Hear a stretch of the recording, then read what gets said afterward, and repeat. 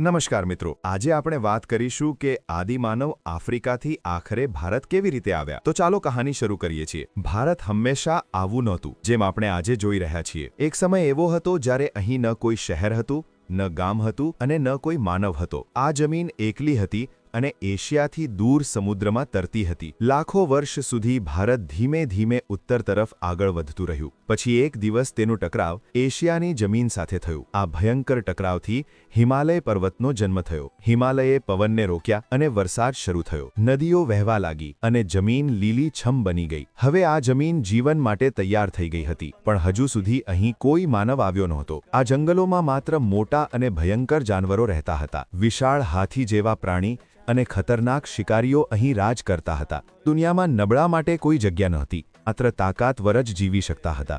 થી આફ્રિકામાંથી કેટલાક માનવ પૂર્વજ બહાર નીકળ્યા। તેઓને હોમો ઇરેક્ટ્સ કહેવામાં આવતા હતા। તેઓ ભોજનની શોધમાં લાંબા પ્રવાસ પર નીકળ્યા હતા। લગભગ 15 લાખ વર્ષ પહેલા તેઓ ભારતમાં આવ્યા અને પથ્થરના હથિયારો બનાવ્યા હતા। તેઓ ઇશારા અને અવાજથી વાત કરતા હતા, જંગલમાં રહેતા અને મોટા જાનવરોનો શિકાર કરતા હતા। તે ભારતના ઘણા ભાગોમાં પોતાનું જીવન બનાવ્યું હતું। એક દિવસ કુદરતે બધું બદલી નાખ્યો। ઇન્ડોનેશિયામાં એક વિશાળ જ્વાળામુખી ફાટ્યો। ઘટનાને ટોબા વિસ્ફોટ કહેવામાં આવે છે। કાશમાં રાખ ફેલાઈ ગઈ અને સૂર્ય દેખાતો બંધ થઈ ગયો। ભારત અંધકારમાં ડૂબી ગયું। હવામાન અચાનક ખૂબ ઠંડુ થઈ ગયું। ઝાડો સુકાઈ ગયા અને ખોરાક ખતમ થઈ ગયો। મુશ્કેલ સમયમાં હોમો ઇરેક્ટ્સ જીવતા રહી શક્યા નહીં। ધીમે ધીમે તેઓ પૃથ્વી પરથી લુપ્ત થઈ ગયા। હારનું કારણ તેમનું ભારે શરીર હતું। જીવવા માટે વધુ ખોરાકની જરૂર પડતી હતી। હથિયારો પણ જૂના થઈ ગયા હતા। તો ભવિષ્ય વિશે વિચાર કરી શકતા નહોતા। એક નવી શરૂઆત થઈ। લગભગ 65,000 વર્ષ પહેલા નવા માનવો આવ્યા। તા હોમો સેપિયન્સ એટલે કે આધુનિક માનવ આફ્રિકાથી લાંબો પ્રવાસ કરીને ભારત સુધી પહોંચ્યા। સમુદ્ર કિનારે ચાલતા ચાલતા આગળ વધતા રહ્યા। સફર ઘણા વર્ષો સુધી ચાલ્યો હતો। ત્યારે તેઓ ભારતની જમીન પર આવ્યા।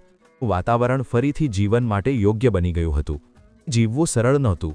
જંગલી પ્રાણી અને જોખમો અહીં હતા। ગુફાઓમાં રહેવાનું શરૂ કર્યું। ગુફાઓ તેમને સુરક્ષા આપતી હતી। તેમની સૌથી મોટી શોધ બની। થી તેમને ગરમી, પ્રકાશ અને સુરક્ષા મળી।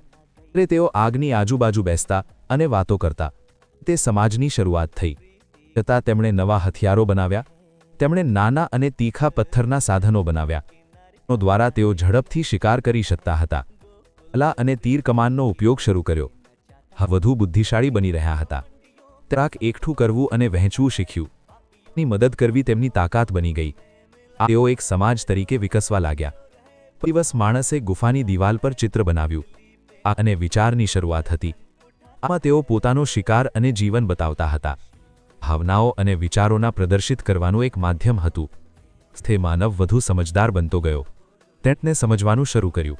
આગળ જઈને આ જ માનવે ખેતી શીખી, ગામ બનાવ્યા અને સંસ્કૃતિઓ ઊભી કરી। આ જ યાત્રા આગળ જઈને મોટી સંસ્કૃતિઓમાં બદલાઈ। આ છે ભારતના પહેલા માનવોની સચ્ચી કહાની। એક એવી કહાની જે આપણને આપણા મૂળ સાથે જોડે છે।